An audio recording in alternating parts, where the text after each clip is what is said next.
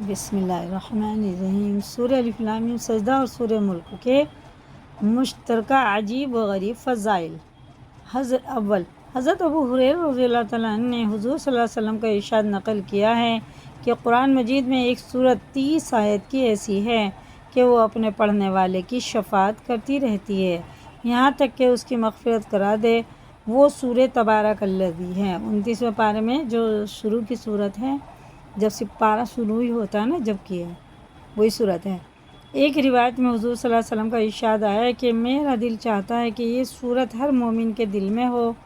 ایک روایت میں ہے کہ جس نے سورہ الف لام میم سجدہ اور سورہ تبارک الذی کو مغرب اور عشاء کے درمیان پڑھا، گویا اس نے لیلۃ القدر میں قیام کیا۔ جیسے لیلۃ القدر کی رات میں جاگتے ہیں نا، اتنا ثواب ملتا ہے مغرب اور عشاء کے درمیان پڑھنے سے۔ اس کو ضرور پڑھا کریں، مغرب سے عشاء تک کبھی بھی پڑھ لو۔ ایک روایت میں ہے کہ جس نے ان دونوں صورتوں کو پڑھا اس کے لیے 70 نیکیاں لکھی جاتی ہیں اور 70 برائیاں دور کی جاتی ہیں۔ پانچویں، ایک روایت میں ہے کہ جس نے ان دونوں صورتوں کو پڑھا اس کے لیے عبادت لیلۃ القدر کے برابر ثواب لکھا جاتا ہے۔ دوسری حدیث میں بھی یہی ہے۔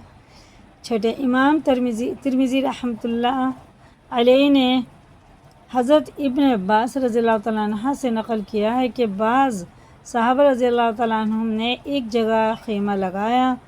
ان کو علم نہ تھا کہ وہاں قبر ہے۔ اچانک ان خیمہ لگانے والوں نے اس جگہ کسی کو سورہ تبارک الذی پڑھتے ہوئے سنا تو حضور صلی اللہ علیہ وسلم سے آ کر عرض کیا۔ حضور صلی اللہ علیہ وسلم نے فرمایا کہ یہ سورت اللہ کے عذاب سے روکنے والی ہے اور نجات دینے والی ہے۔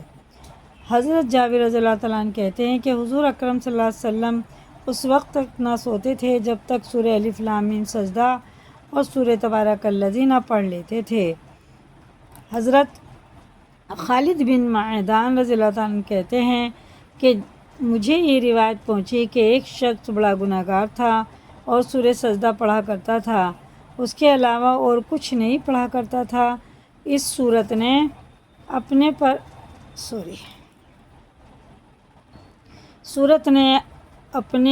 پر اس شخص کے اوپر پھیلا دیے کہ اے رب، یہ شخص میری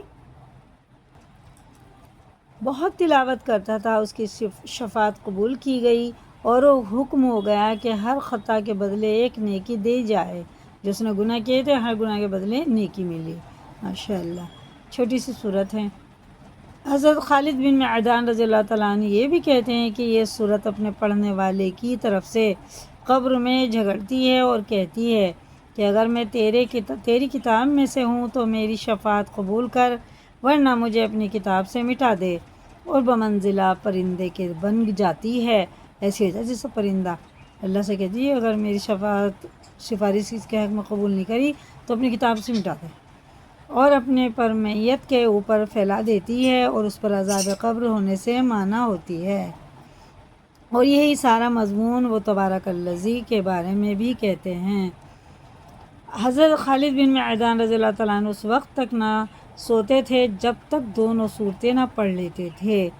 حضرت طاؤس رحمۃ اللہ علیہ کہتے ہیں کہ یہ دونوں صورتیں تمام قرآن کی ہر صورت پر 60 نیکیاں زیادہ رکھتی ہیں۔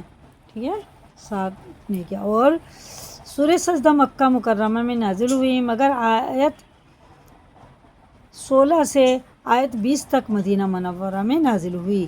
اس میں 30 آیتیں اور 3 رکوع ہیں۔ نازل ہونے کے اعتبار سے یہ ہے 75 نمبر پہ ہے، لیکن تلاوت کے اعتبار سے 32 یعنی 32 نمبر پر ہے، اور سورہ مومن کے بعد نازل ہوئی۔